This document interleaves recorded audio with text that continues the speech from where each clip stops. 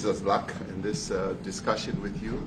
So it's a real joy, and I'd also like to thank you for allowing your people to start discussions with us at the trade level. I mean, we are essentially here to reset the relationship between the United States and South Africa.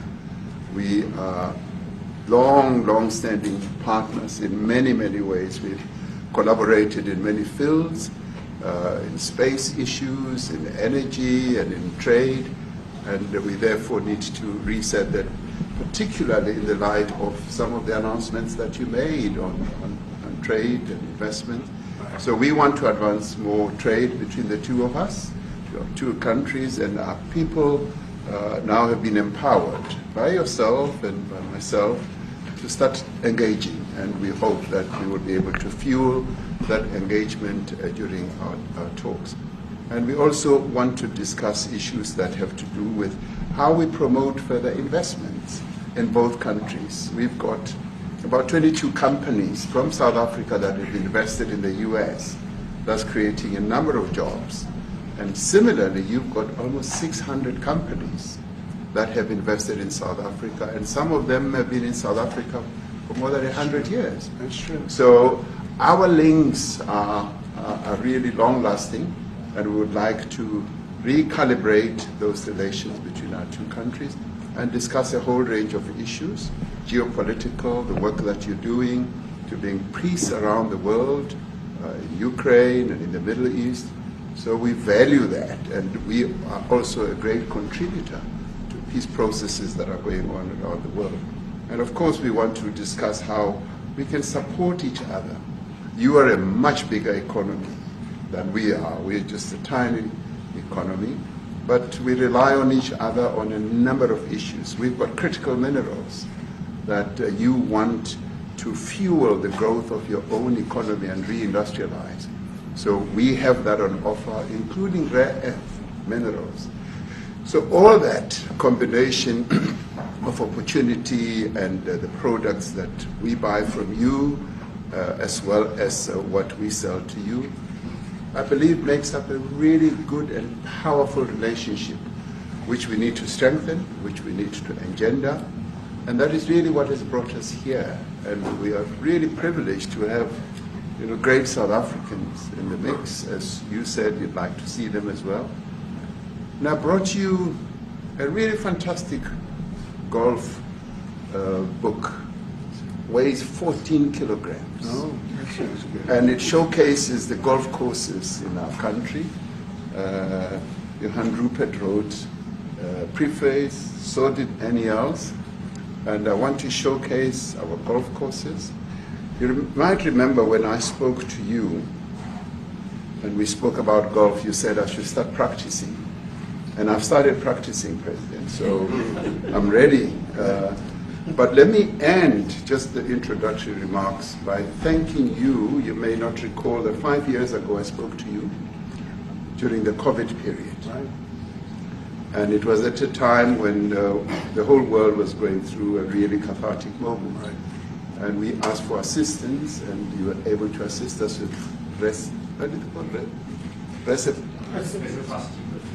respirators, and you kept to your word, and you delivered respirators to us. We didn't have as many in our country, and it really helped to help us deal with COVID.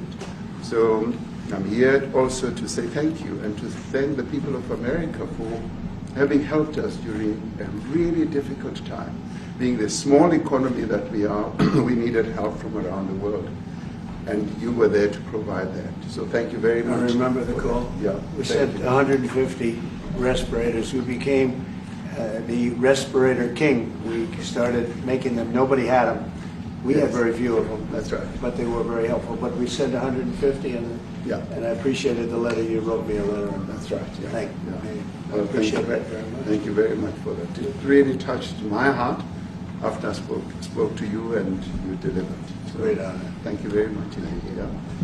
Any questions, please? Mr. President, we welcome white Afrikaner refugees here. Can you explain to Americans why it's appropriate to welcome white Afrikaners here when other refugees like Afghans, Venezuelans, Haitians have all had their protected status revoked.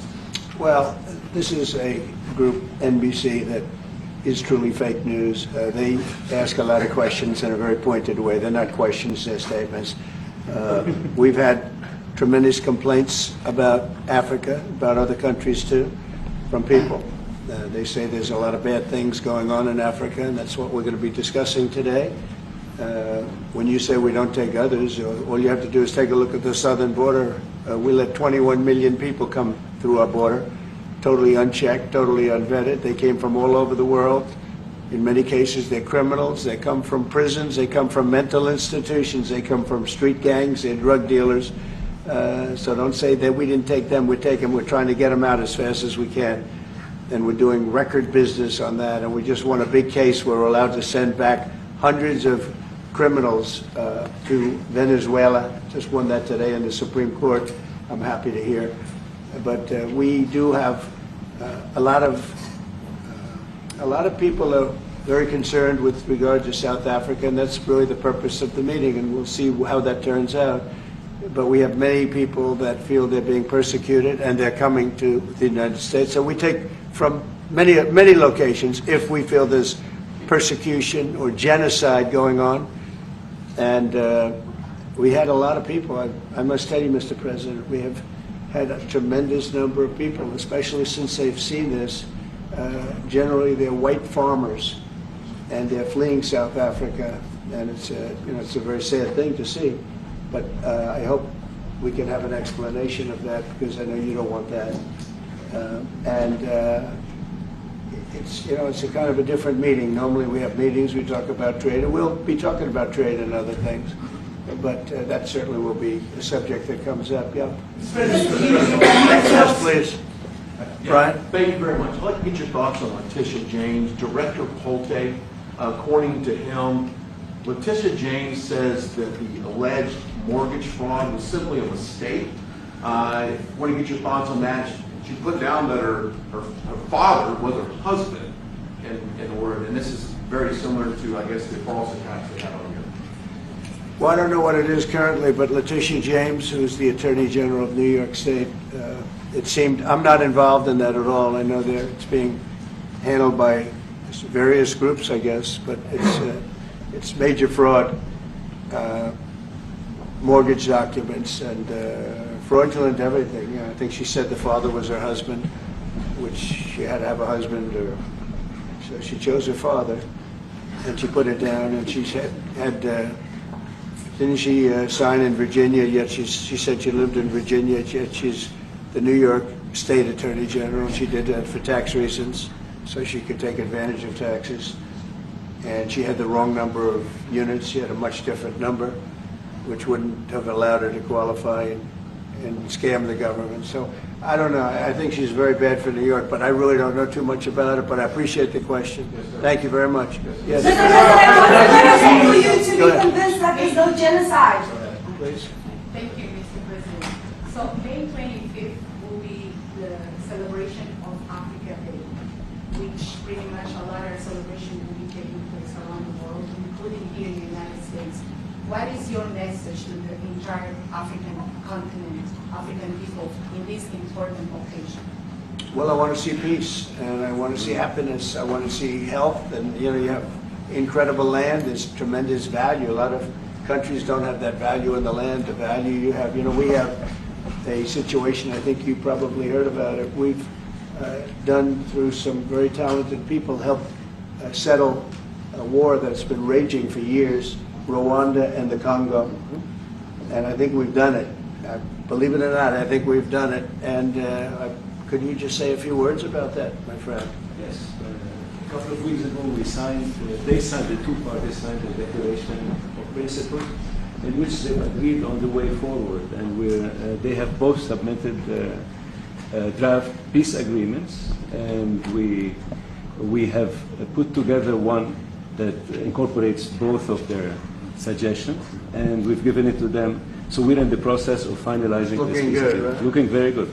No, we have to thank you for even those efforts, because the African continent, particularly SADC, our Southern African Development Community, has for years been seeking to foster peace in the Democratic Republic of the Congo. So all efforts, including those from outside the continent and inside the continent, are really worthwhile. We are removing our troops from there so that peace can then prevail in that whole area.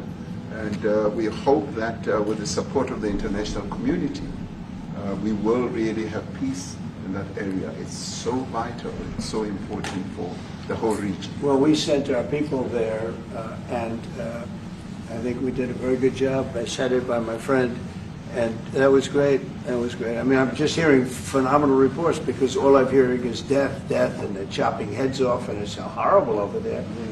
And it was really brave of you to go there, and I really appreciate it. And it looks like we have something very, very substantial. We also talked about trade with them in terms of rare earth and all, but really more for it's like if you take a look at what we just did with Pakistan and India, we settled that whole thing, and I think I settled it through trade. We're doing a big deal with India, we're doing a big deal with Pakistan, and they said, what are you guys doing? You know, somebody had to be the last one to shoot. But the shooting was getting worse and worse, bigger and bigger, deeper and deeper into the countries. And we spoke to them, and I think I hate to say we got it settled, and then 2 days later, something happens, and they say it's Trump's fault. But Pakistan has got some excellent people and some really good, a great leader. And India is my friend, Modi. Modi? And he's a mutual friend? Yeah, he's a great guy. And I called them both, and we just did something good. We're trying to settle Russia, Ukraine. We spoke with President Putin for 2.5 hours the day before yesterday. I think we made a lot of progress, but that's a bloodbath. 5,000 people are being killed a week, 5,000 soldiers a week, not including people in cities and towns that are also being killed. So we're trying to help. And it doesn't affect us. It's not our people. It's not our soldiers. It's Ukraine and it's Russia. But if we can save 5,000 souls, we'll do it. You know, we're pretty good at it.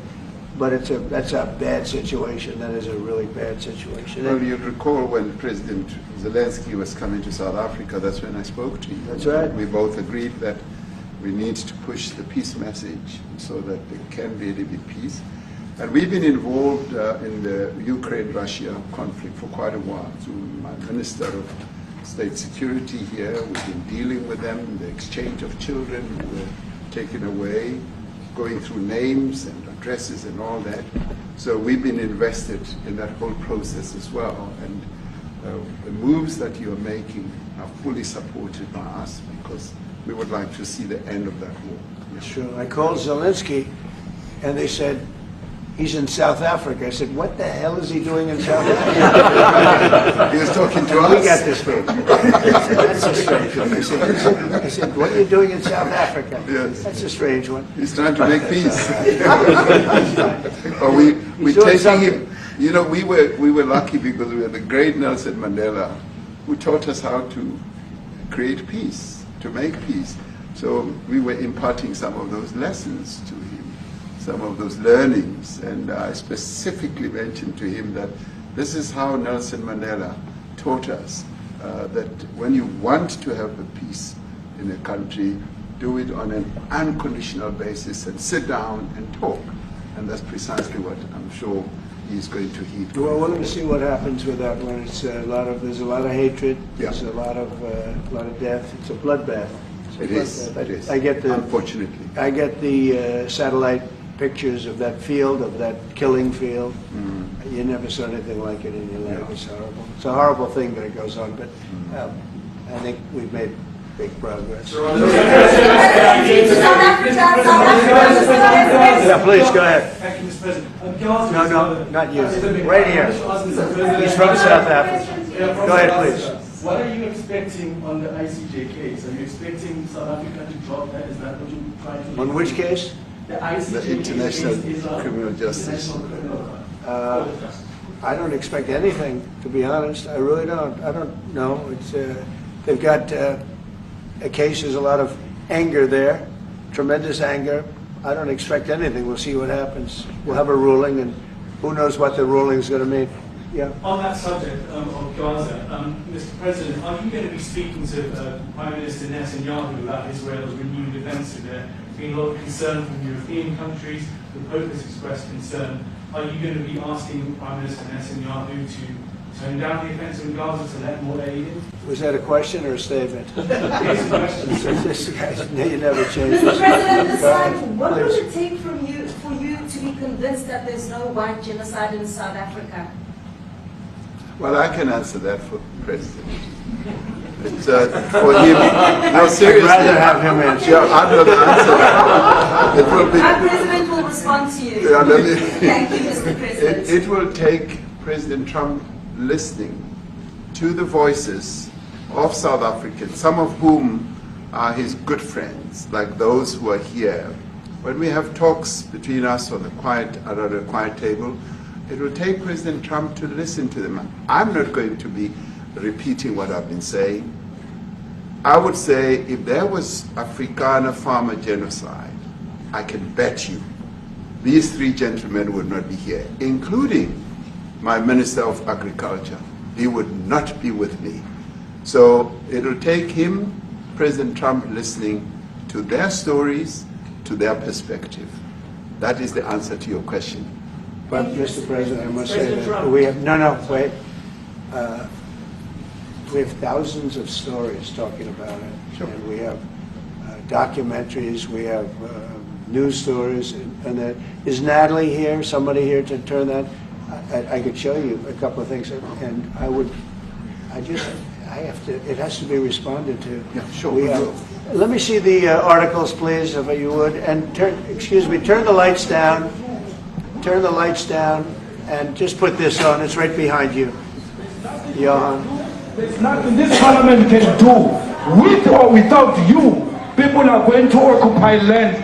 We require no permission from you, from the president, from no one. We don't care. We can do whatever you want to do. Who are you to tell us whether we can occupy land or not? We are going to occupy land. South Africa occupy land. That's who we are. How can we withdraw my membership from this useless parliament? Yes, honorable member. Must never be scared to kill. A revolution demands that at some point there must be killing, because the killing is part of a revolutionary act. Shoot to kill. Namaza. Kill the poor, the farmer. Kill the poor, the farmer. Pa, pa. Pa, pa. To kill. Namaza. Kill the poor, the farmer. Kill the poor, the farmer. The mayor of D-Day in PE is a white man. So these people, when you want to hit them hard, go after a white man. They feel a terrible pain because you have touched a white man. Not because Mashama and Soli will not be touched. They will be touched, no one. But we are starting with this white mess.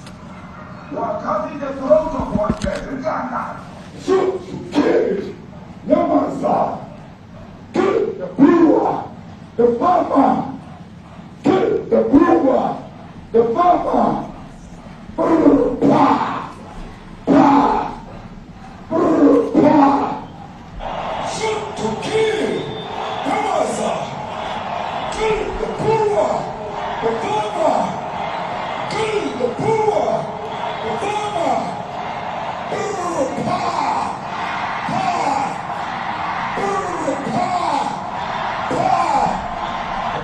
I don't know what's going to happen in the future. I'm saying to you, was not called for the killing of white people, at least for now. I can't guarantee the future. David, and you understand somebody watching that, especially as it gets shared on Twitter, it makes it freak out. It sounds like a genocidal activity.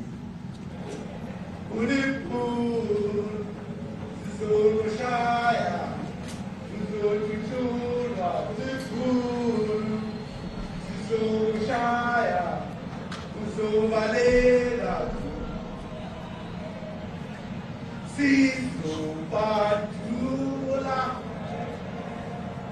Azubaleda, Sizubatula, Azubaleda.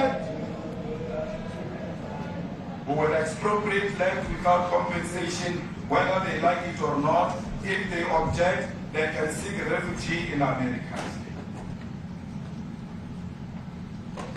Now this is very bad. These are burial sites right here. Burial sites. Over 1,000 of white farmers, and those cars are lined up to pay love on a Sunday morning. Each one of those white things you see is a cross, and there's approximately 1,000 of them. They're all white farmers, the family of white farmers. And those cars aren't driving, they're stopped there to pay respects to their family member who was killed. And it's a terrible sight. I've never seen anything like it. Both sides of the road you have crosses.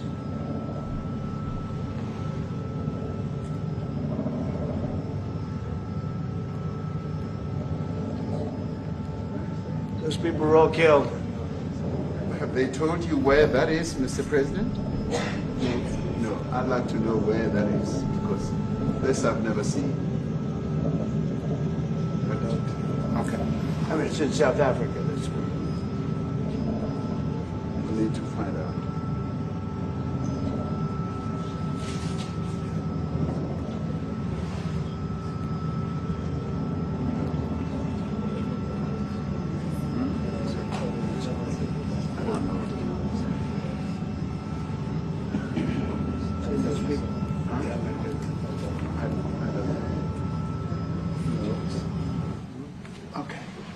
Mr. President, the Pentagon announced it would be accepting a Qatari jet to be used as Air Force One. What are you talking about? I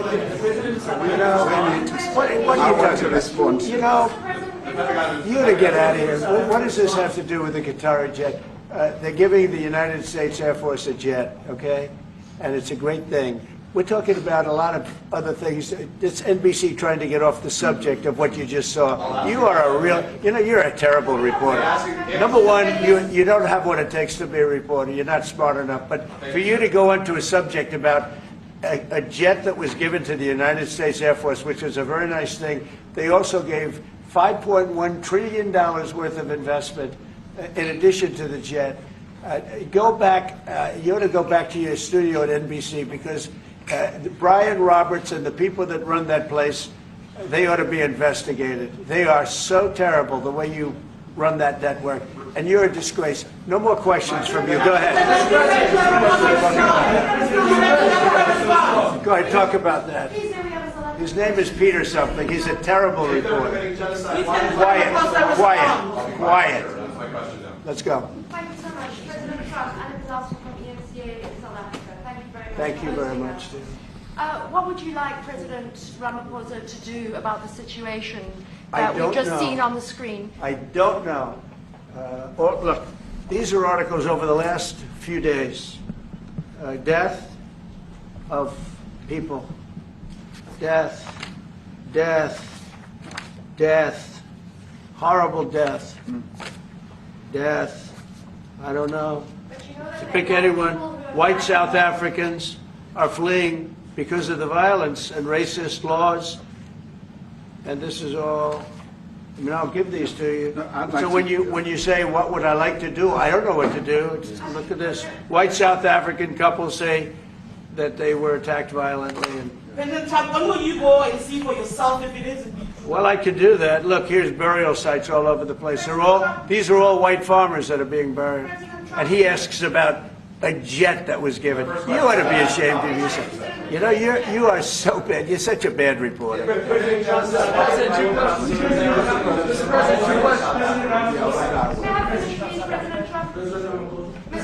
This is one after another. This family was wiped out. I'm just looking. Can we get a report from President Ramaphosa, Your please? reaction to those videos, Mr. President? President Trump, Well, I think the videos are so. No. When you look at the videos, I mean, how does it get worse? And these are people that are officials, and they're saying that kill the white farmer and take their land. That's He's what it allowed was. Ramaphosa And I to have other respond. friends in South Africa, I have people that left, one in particular that says you can't go there. He said they want to take your land, they take your land and they kill you.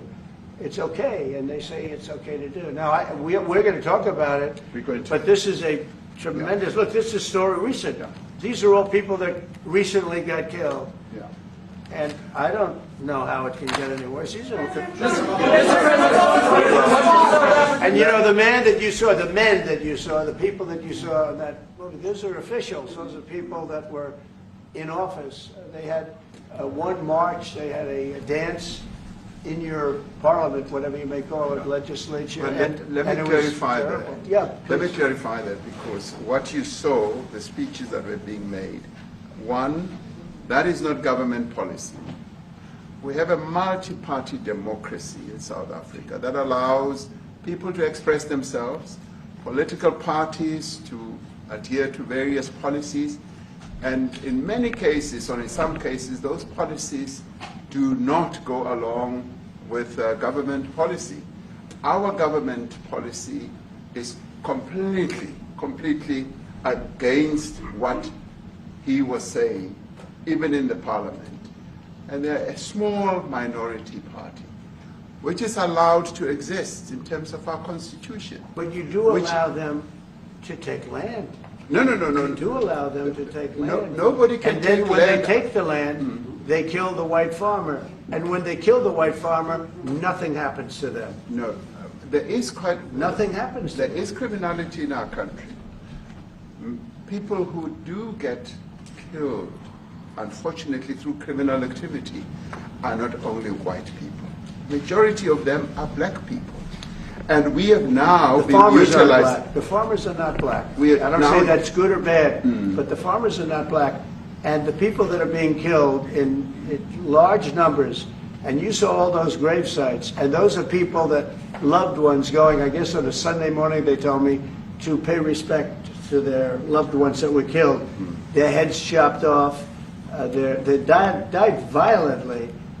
And, you know, I mean, we're here to talk about it, and I didn't we know will we'd get talk about it. involved here, but I will say this, that if the news wasn't fake, like NBC, which is fake news, totally, one of the worst, ABC, NBC, CBS, horrible, but if they weren't fake news like this jerk that we have here, if we had real reporters, they'd be covering it, but the fake news in this country doesn't talk about that.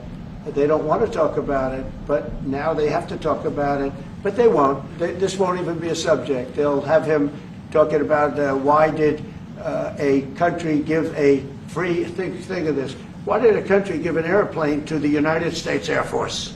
Okay? The United States, not to me, to the United States Air Force, so they could help us out because we need an Air Force One until that's Air Force One, it's being built. 2 of them being built. But Boeing's a little bit late, unfortunately.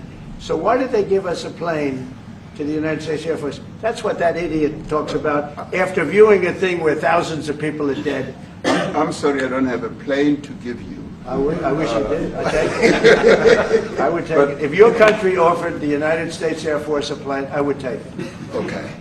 But coming back to this issue, which I really would like us to talk about, and talk about it very calmly. We were taught by Nelson Mandela that whenever there are problems, people need to sit down around a table and talk about them. Well, there are And this is problems. precisely what we would also like to talk about, including, of course, trade matters, investment matters. So the issues that concern you as the United States. Those are all recent. Those are all deaths. Yeah, in many ways, I mean, one should say you are a partner of South Africa, and you are raising concerns, and these are concerns that we are willing to talk to you about. Let me just add quickly, you know, the criminality that we are experiencing in our country needs quite a lot of technological capability. And in one of our areas in South Africa, we're using US technology, which is able to, in many ways, identify where shootings are happening and all that. And I'd like to talk about that because there is support that we can get from you as the United States to help us deal with all these acts of criminality. And that is what I believe partnership is all about. And we are here as a partner so that we can help each other whenever there are challenges. So I'd like us to discuss it, and of course outside of the media, so that we sit down and have a really good discussion that will lead to good outcomes. Are there any other punitive measures that could be in place should you not be satisfied that South Africa is fixing some of the very bad things in the comments that you tweeted are happening? Well, there are a lot of bad things happening in many countries, but this in particular has been very, very bad, and because of we're going to have the whole world watching in another short period of time because you have the G20, and that's a big deal. And it seems like, I want you to look good. I don't want you to look bad. Very good. But we have hundreds of people, thousands of people trying to come into our country because they feel they're going to be killed and their land is going to be confiscated. And you do have laws that were passed that gives you the right to confiscate land for no payment. You can take away land for no payment. I want to clarify that because we have a constitution. Our constitution guarantees and protects the sanctity of tenure of land ownership. And that constitution protects all South Africans with regard to land ownership.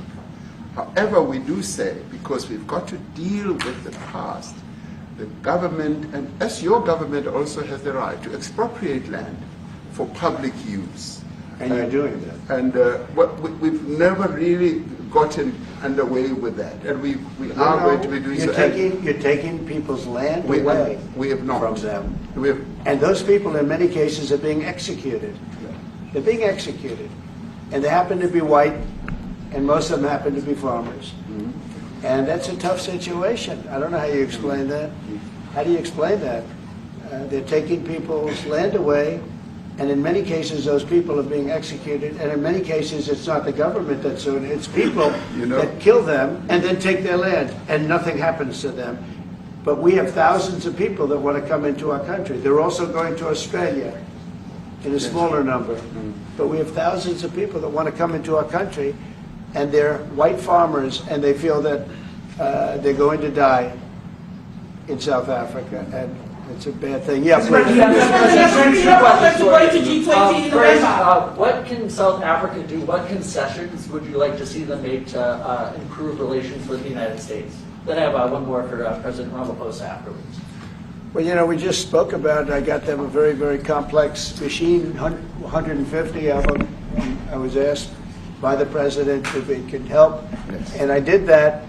And I have great feeling for all countries. I deal with all countries, but I have a great feeling for South Africa because I have friends. I have a couple of friends, a few friends here today. I have many friends from South Africa, but many of those friends are not, they can't go back. I have Elon is from South Africa. I don't want to get Elon involved. That's all I have to do, get him into another thing. But Elon happens to be from South Africa. This is what Elon wanted. He actually came here on a different subject, sending rockets to Mars, okay? Yes. He likes that better. He likes that subject better. That's right. But Elon is from South Africa, and I don't want to talk to him about that. I don't think it's fair to him. That's right. But I will say that people are fleeing South Africa for their own safety. Their land is being confiscated, and in many cases they're being killed. And that scene of, you see how many crosses they have. Those crosses, that's a dead person in every one of them. And those trucks or cars are paying their respects to all of those dead people on a Sunday morning. That's a rough thing to explain away. And the problem we have, and the way, a correct and a fair media exposes things. But we have a very corrupt media. They won't even report this. If this were the other way around, it would be the biggest story. Now, I will say, apartheid, terrible. That was the biggest story. That was reported all the time. This is sort of the opposite of apartheid. What's happening now is never reported. Nobody knows about it. All we know is we're being inundated with people, with white farmers from South Africa, and it's a big problem. Marco Rubio was telling me he's never seen anything like it. The numbers of people that want to leave South Africa because they feel they're going to be dead very soon. Yes, I was please. going to say, Brian, go. If I could just ask you a question. 72% of farmers in your country are white. If they flee, do you feel that maybe the economy could collapse? You may not have a gap to fill in those people that need to replace those farmers. You know, I'd like my Minister of Agriculture, who is white, who comes from an opposition party to mine, who's joined my government at my invitation to address this very issue, including the question that you've just raised. John? Thank you very much, Mr. President. Yeah. And Mr. President, thank you for welcoming us to the White House. I would say we have a rural safety problem in South Africa. I don't think anyone wants to candy coat that. And it requires a lot of effort to get on top of it. It's going to require more policing resources. It's going to require a different strategy to be able to deal with it. But certainly the majority of South Africa's commercial and smallholder farmers really do want to stay in South Africa and make it work. And I've just come from the largest agricultural show in the Southern Hemisphere with organized agriculture and farmers, and the majority of them want to stay. But they too there have a memorial to those who've died as a result of farm attacks. And as the Minister of Agriculture, it is something that I'm particularly exercised with my colleagues at police and my colleagues in the justice cluster to start making farm attacks and stock theft a priority crime. And it affects all farmers in South Africa, particularly stock theft. It has a disproportionate effect on smallholder black farmers. I also want to just say this, that the two individuals that are in that video that you've seen are both leaders of opposition minority parties in South Africa. Mkhonto Wesizwe under Mr. Zuma and the economic freedom fighters under Mr. Malema.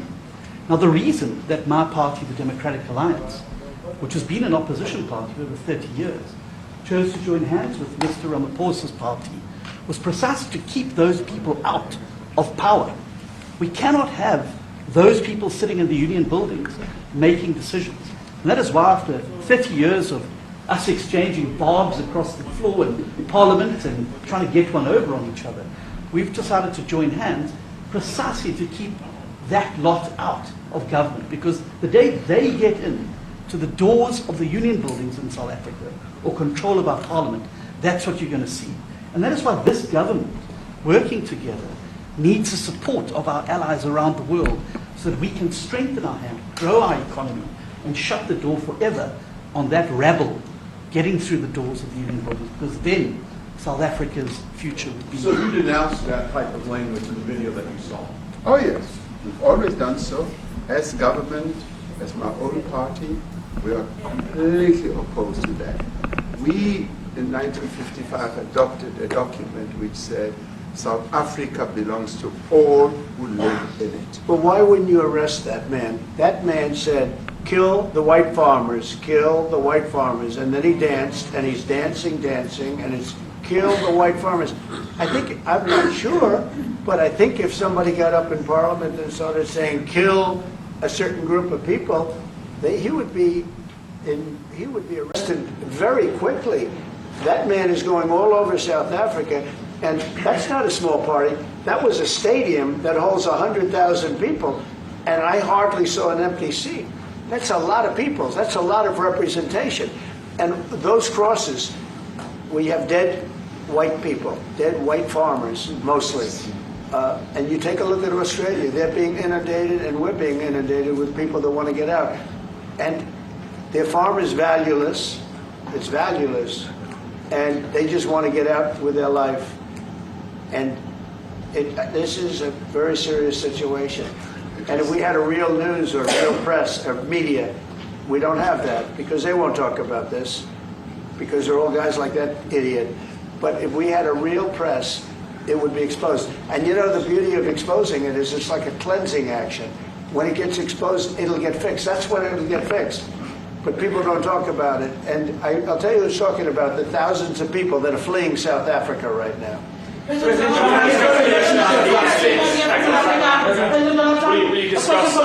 discussed USAID and the devastating impact that cuts are having across the African continent.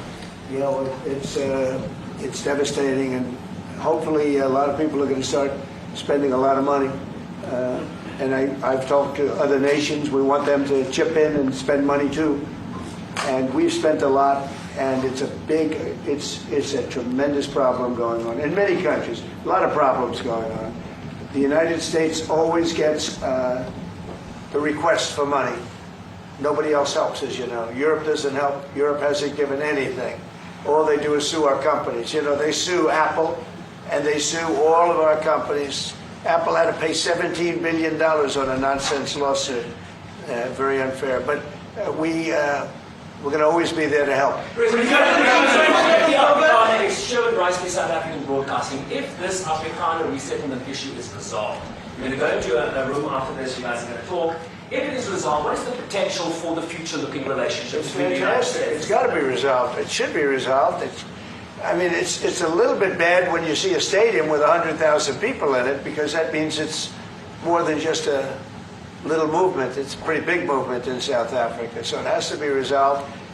It'll be the end of the country if it's not. But is there potential for the relationship moving forward? I hope so. That's why I'm here. November. I mean, I'm not here for my health. I'm here to see what it is. No, I'd like to see. I have friends. I can tell you, Ernie Els and Retief Goosen, they feel so strongly they wanted to be here on behalf of South Africa, not on behalf of me. Yes.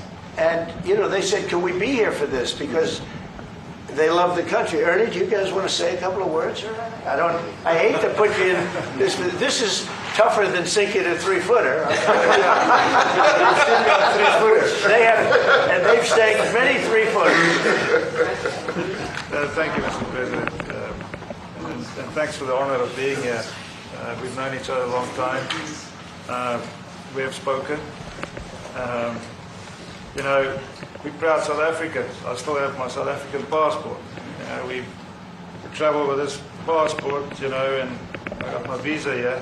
So, you know, but we want to see things get better in our home country. That's the bottom line. It's been 35 years since the transition. President Ramaphosa was right in the middle of the transition time in 1990 and before that. So it's been 35 years of ANC government, and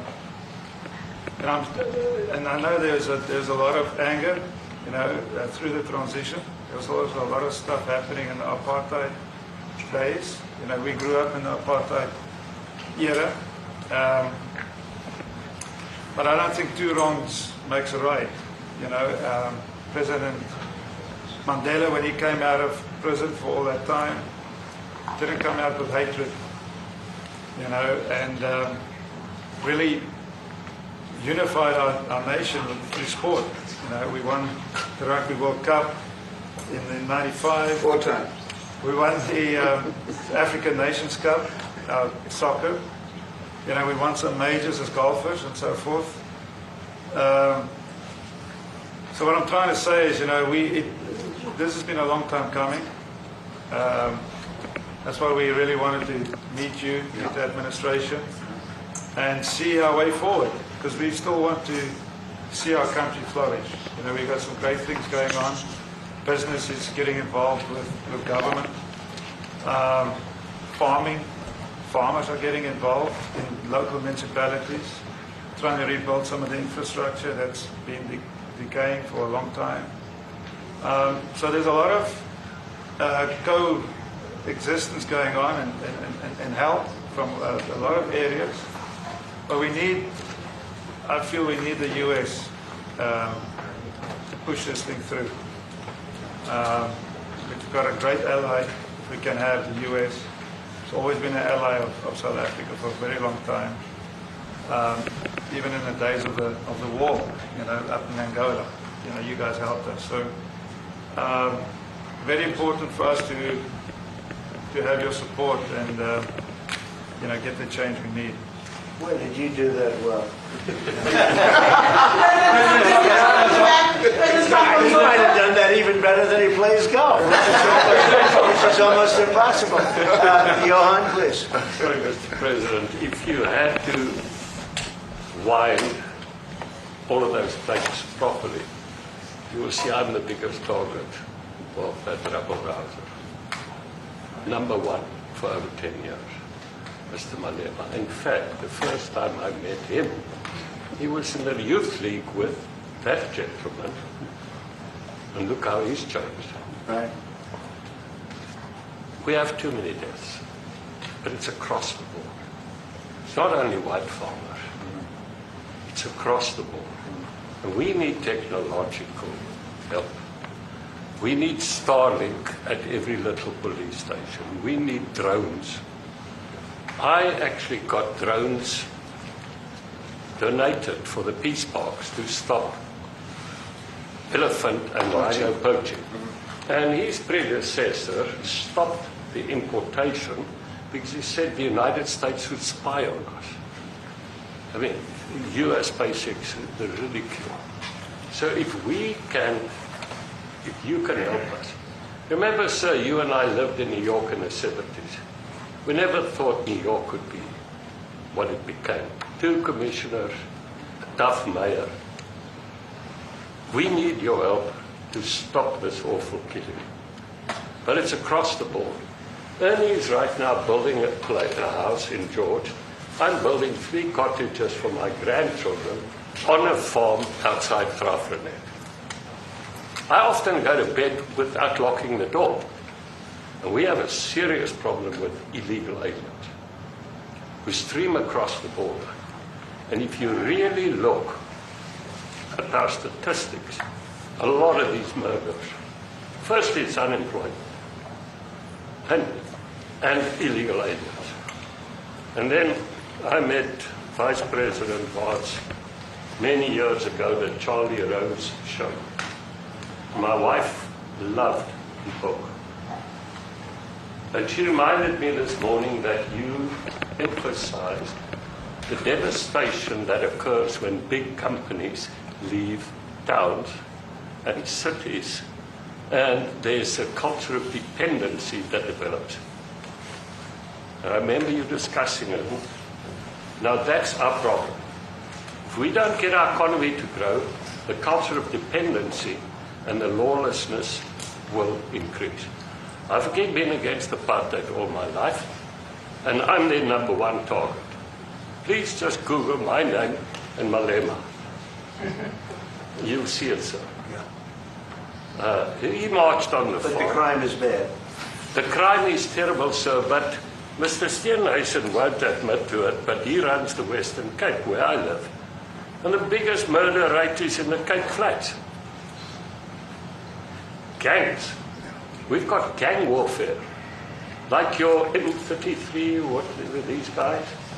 We've got equivalents there. But we need your help, sir. And we need Elon technology. Well, one of the real areas of support is really in investments. We've got to grow our economy, because through growing the economy, we're then able to create more jobs. Because crime really thrives where there is inequality and unemployment.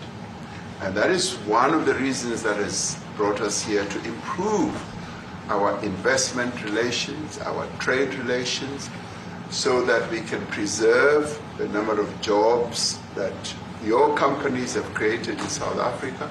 By virtue of what we export to you, we are able to create up to 500,000 jobs in the auto industry, in the agricultural industry, and a number of other industries, mining, where we export things to you.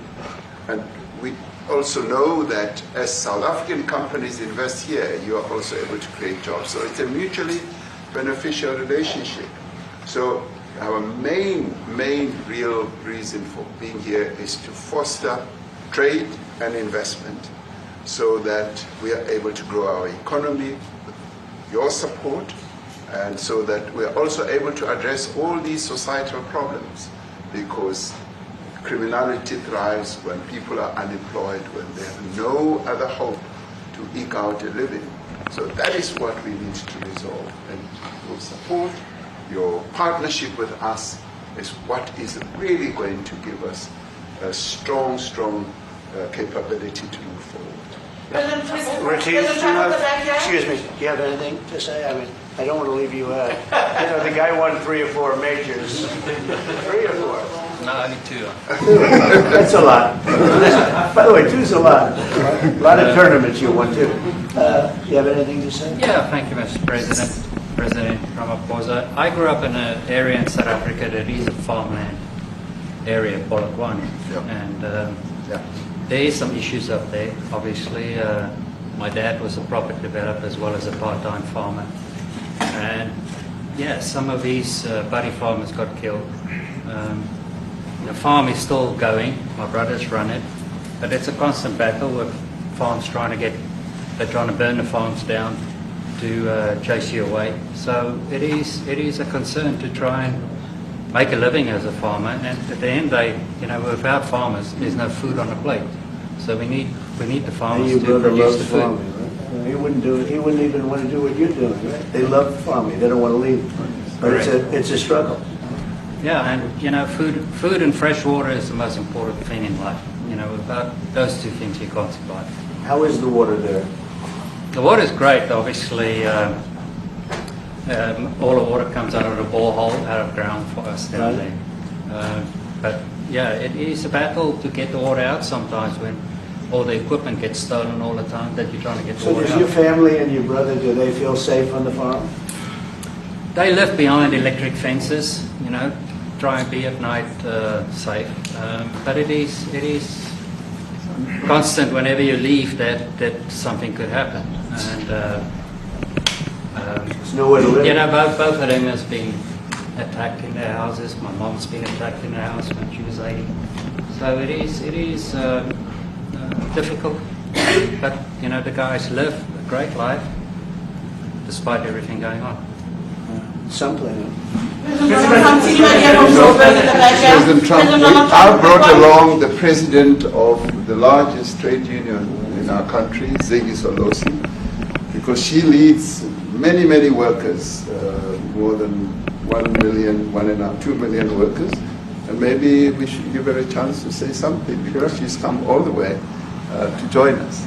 Thank you very much, Mr. President Trump, Thank you. for having us, and President for extending the invitation to us as organized labor. And I must say that we are here to support the initiative that has been made by our government with business, of course, as organized labor. We've been coming to Washington on the AGOA trade relations in the previous regime, and I think at the center of it all, for me, it is exactly what Mr. Rupert has said, the importance of us growing the economy. We have always emphasized when we were here and kept on coming and negotiating on AGOA that the 600 US companies that are based in South Africa, as you said, President Ramaphosa, 500,000 jobs will be wiped out. We need more foreign direct investment in our country. We are not just talking about those that will lose employment, but we are talking about over 40% of people that are unemployed, that have no hope of ever finding a job. And we think that, correctly, as they have said, that we need to deal with the issue of porous borders in our country, so that everyone that comes in is documented. We also need to, and I would have thought that the minister would address the issue of land expropriation and how the policy works in South Africa. Recently, President, as you were preparing to come here on the news, in, I think it was in Natal, there was a handover of farms, and white farmers were saying, we are donating the land, but also there's a willing buyer, willing seller in South Africa. So there is no expropriation without compensation, but it is a willing buyer, willing seller. And that white farmer was even saying, President, that the government is even paying more in buying the land than what the land is worth of.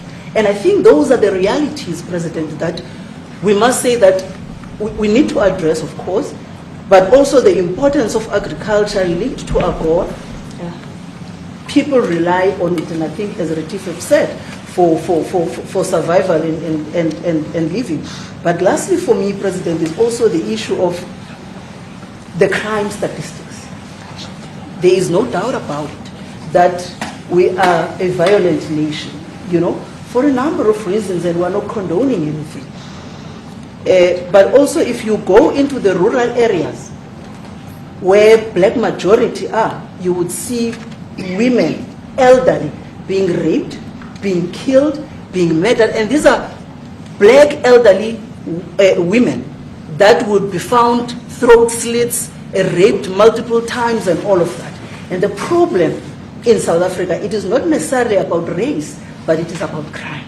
And we think that we are here to say, how do we, both nations, work together to reset, to really talk about investment, but also help us in how we can have the technology and everything that is needed, President, to really address the levels of crime that we have in our country. Thank you very much. Thank you very much. President Trump,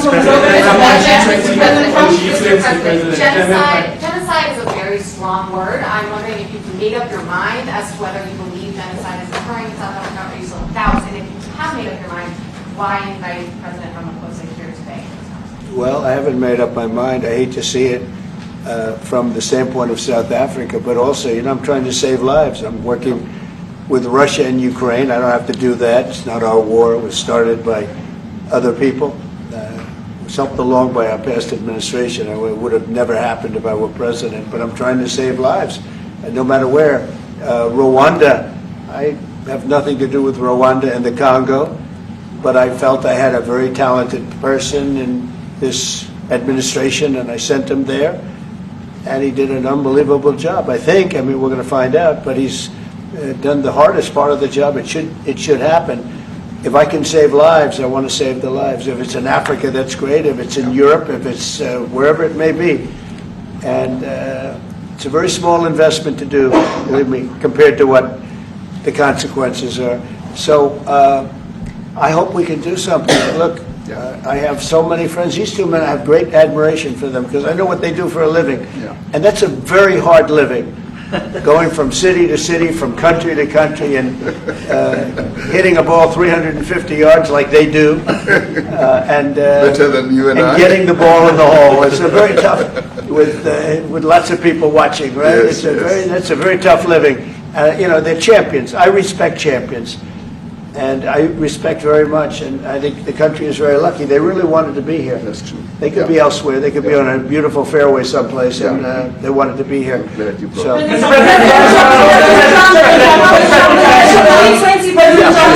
name is Yanda Ngobo from Newsroom Africa in South Africa. How important is it for the United States to be at our G20 summit in November, given the relationship between our two countries? You just heard what has been said to you just now. Are you coming, and are you preparing to come? So without the United States, the G20, just like the G7, used to be the G8, but brilliantly they threw Russia out. Would have been a lot better if Russia was in. A lot of people would say, oh, that's not it. Because if Russia was in, you probably wouldn't have this war. And if you had a different president, you wouldn't have the war either. But we have a G7. It's important that the United States is in both of them. I think without the United States, I really believe it's not very important. It's not the same meaning. As I said to President Trump, the U.S. really originated the G20. And it's important that the United States continues to play a key role in the G20. And we are privileged to be the president of the G20. But we are even overjoyed that we are going to hand over to the United States, who are the originators. And for that reason, I expect the United States to continue playing the leadership role in the G20 together with other countries. And I've said when I initially spoke to President Trump on the phone, I want him to come to South Africa for a state visit, and I also want him to come and participate in the G20. And I want to gladly hand over to President Trump to take the leadership of the G20 forward in November. Thank you very much. Thank you very much. Thank you. What is it going to take to convince you? They don't want to leave.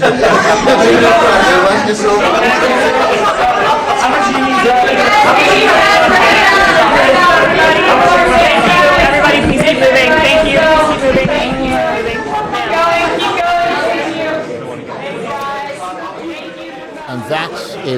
end of one of the most extraordinary news conferences I think I have ever seen in my entire career as a journalist. As they say in the English language, well, I'd never. I mean, it's extraordinary. The only way to describe it is that Donald Trump ambushed the South African President Cyril Ramaphosa in the Oval Office with claims of white persecution. Mr. Trump and Mr. Ramaphosa were speaking to the media at that Oval Office meeting. Mr. Trump said white farmers are fleeing South Africa. As you know, dozens have recently moved to the US as refugees. And Mr. Ramaphosa denying that white South Africans have been persecuted. Mr. Trump then confronting him by playing a video and holding up pictures of news stories which he said documented the fact that white farmers were being killed. That is something that has been roundly discredited by the international media, both the media in the United States and around the world, white and black. Responding to that footage, Cyril Ramaphosa condemned the chants, and those chants were coming from Julius Malema. He was leading the chants, who is a member of a minority party, what you might call a side party in South Africa, the Economic Freedom Fighters. And Mr. Ramaphosa was desperately trying to say to Mr. Trump that is not government policy, that South Africa is a democracy and people have a right to express themselves. I think many leaders have paid visits to Trump since he returned to the Oval Office. I mean, we saw the altercation with President Zelensky inside that Oval Office, but I don't think I've ever seen anything quite like this. This is the first time that we've seen what can only be described as an ambush. Mr. Trump and, of course, his close ally Elon Musk, who is from South Africa, have previously said that there is a genocide of white farmers in South Africa. But as I said, that is a claim that has been widely discredited. And Mr. Ramaphosa was also traveling with white people in his entourage. He had the South African billionaire businessman Johan Rupert telling Mr. Trump that South Africa has many deaths, but it is across racial groups. It's not unique to white farmers. And then, of course, we had the Ernie Els, who also said he was a proud South African, but he wants to see things get better in his home country. The Agriculture Minister of South Africa, who is John Steenhuisen, also focused on fighting crime against farmers, and he himself, clearly white, leader of the Democratic Alliance Party, which is part of the coalition government in South Africa, said the majority of farmers want to stay in South Africa rather than leave, and that the group that came to the United States are the exception. What an extraordinary news conference. And of course, you heard it here and saw it here on Arise News as we carried it live, as we do most big developments across the world.